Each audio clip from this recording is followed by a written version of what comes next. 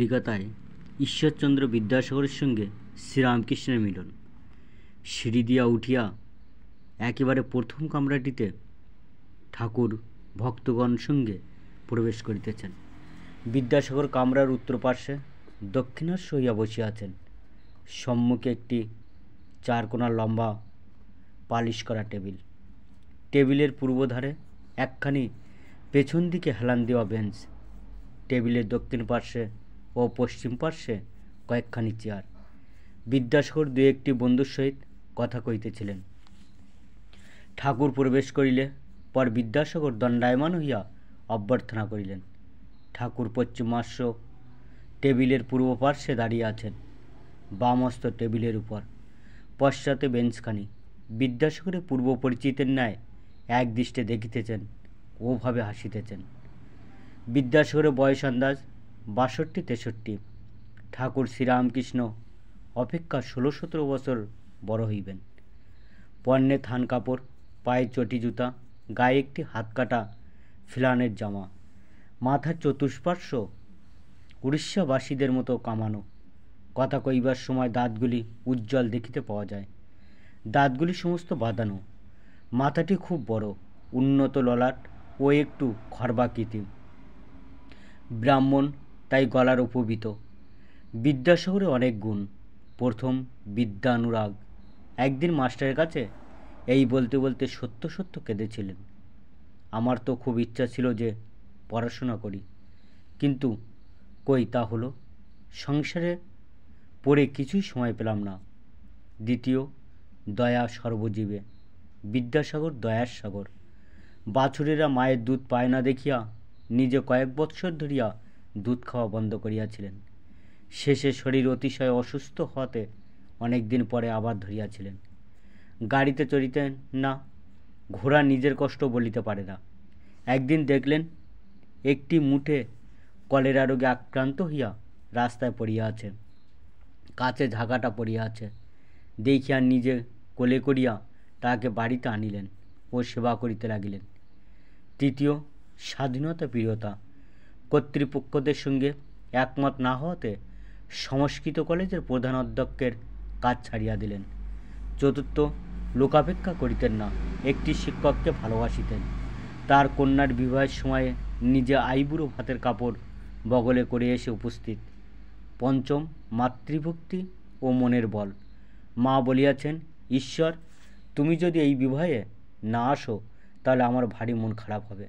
তাই কলিকাতা হইতে হাঁটিয়া গেলেন। পথে দামোদর নদী, নৌকা নাই, সাঁতার দিয়া পার হইয়া গেলেন। সেই ভিজা কাপড়ে বিবাহ রাত্রেই বীরসিংহার মার কাছে গিয়া উপস্থিত।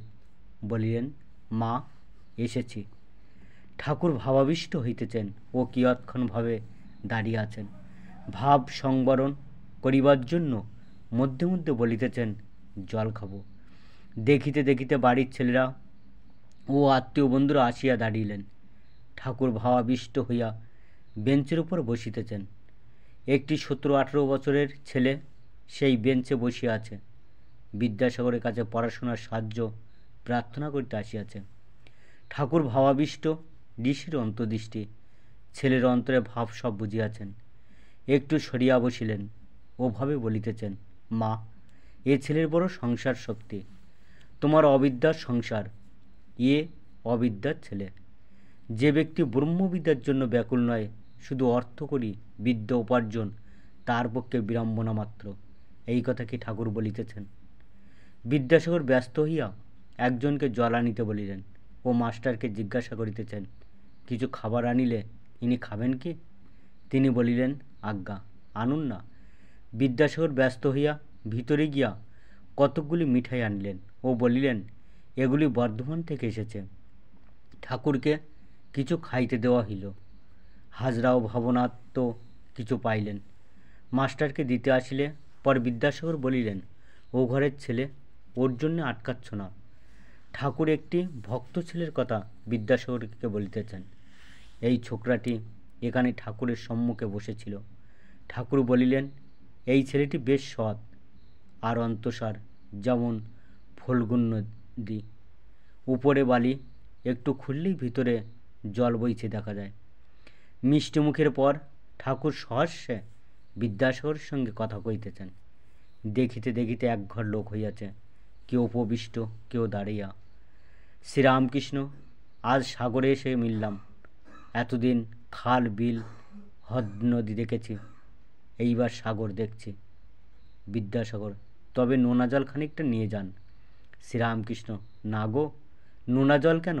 তুমি তো অবিদ্যার সাগর নও, তুমি যে বিদ্যার সাগর। তুমি ক্ষীর সমুদ্র।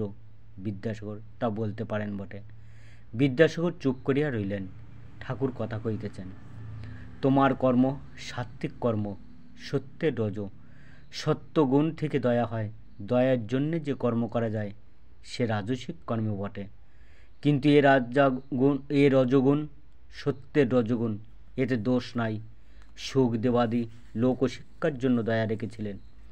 ঈশ্বর বিষয় শিক্ষা দেওয়ার জন্যে তুমি বিদ্যাদান, অন্নদান করছো, এও ভালো।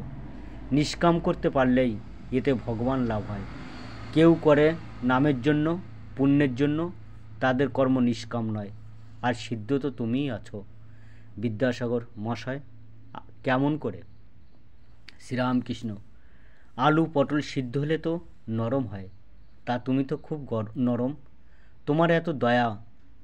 বিদ্যাসাগর, কলাই বাটা সিদ্ধ তো শক্তই হয়। শ্রীরামকৃষ্ণ, তুমি না নাও গো, শুধু পণ্ডিতগুলো দরকা চপরা, না এদিক না ওদিক। শকুনি খুব উঁচুতে ওঠে, তার নজর ভাগাড়ে। যারা শুধু পণ্ডিত শুনতেই পণ্ডিত, কিন্তু তাদের কামিনী, কাঞ্চনে আসক্তি। শকুনির মতো পচা মরা খুঁজছে। আসক্তি অবিদ্যার সংসারে। দয়া, ভক্তি, বৈরাগ্য বিদ্যার ঐশ্বর্য। বিদ্যাসাগর চুপ করিয়া শুনিতেছেন। সকলে এক দৃষ্টে এই আনন্দময় পুরুষকে দর্শন ও তাহার কথামৃত পান করিতেছেন। ঠিক আছে বন্ধুরা, আজ এই পর্যন্ত। সবাইকে অসংখ্য ধন্যবাদ জানিয়ে এখানেই শেষ করছি।